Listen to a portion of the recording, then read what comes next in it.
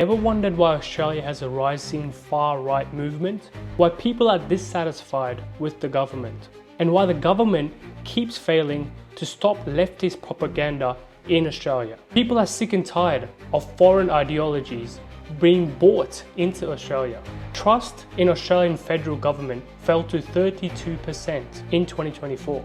Today we uncover the truth of why the far right is growing in Australia, how leftist propaganda is fueling it, what is really happening with the Gaza protests, and why Australians need to stand together.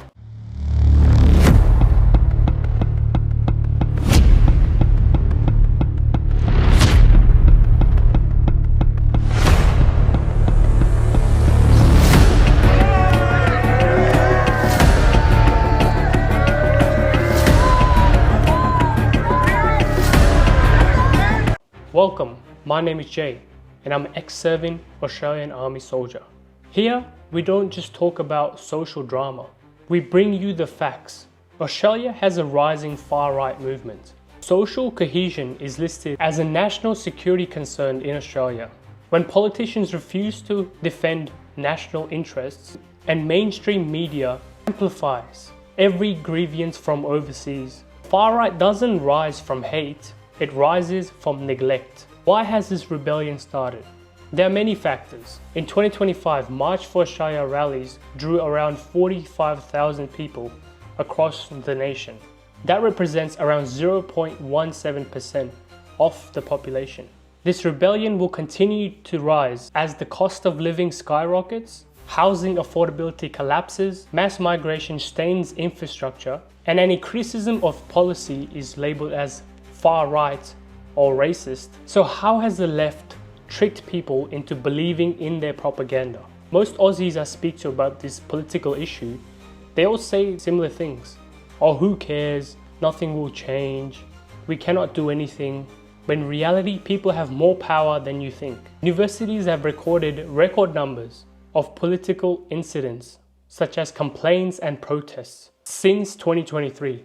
If we live in a democracy, and we cannot speak and express like the left do with their Gaza protests, do we really live in a democracy? If I was to stay Australia first, it doesn't mean that I like people dying in Gaza. It means that I want my country to be the top priority for our people and our government. The left has tricked the public of Australia through decades of social and cultural acceptance.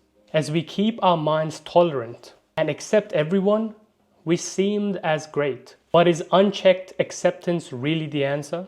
In Victoria, during 2024 to 2025, the total number of criminal offences reached a record high, as reported by the Crime Statistics Agency, with retail crimes like shoplifting jumping about 42%.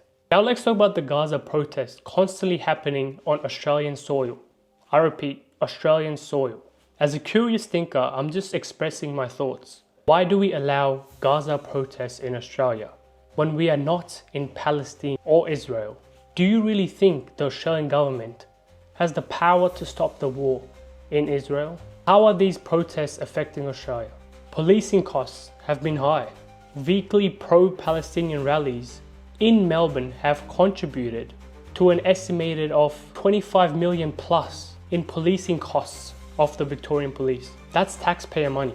Businesses report losses during the protests. Hospitality and retail businesses where these protests occur reported that their sales were down as much as about 50% during the protest periods. The Sydney Harbour Bridge was closed to vehicle traffic for several hours during the major pro-Palestinian march, causing a lot of disruption in the transport.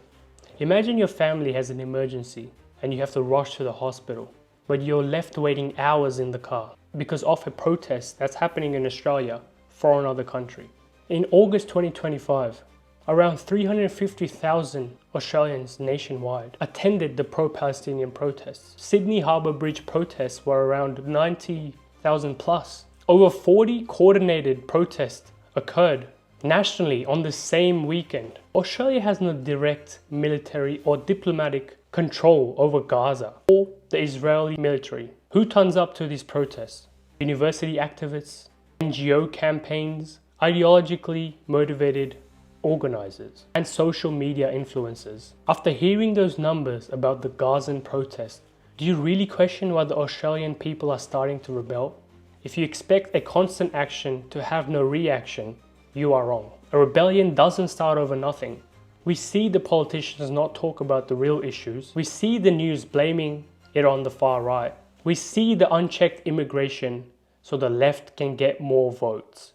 I wish Australia could live peacefully forever, but that's not logical, is it? Australia has welcomed everyone with open hands. And most immigrants do believe in coming into the country and blending in. But it's the ones that don't ruin it for everyone. It doesn't matter if you're race or religion. If you're willing to live in Australia like Australians and respect the community, we are all open to that idea. The problem arises when we see people from foreign nations bring the extremist mindset and ideologies into Australia. This is a warning signal to the Australian people. We want controlled immigration. We want foreign propaganda out of this country. We want safer streets for Australians. Is this too much to ask for from the government? No, these are the basics. We don't want to see extremist ideologies grow in this country. If you like this video, give us some support, subscribe and share it. Thank you.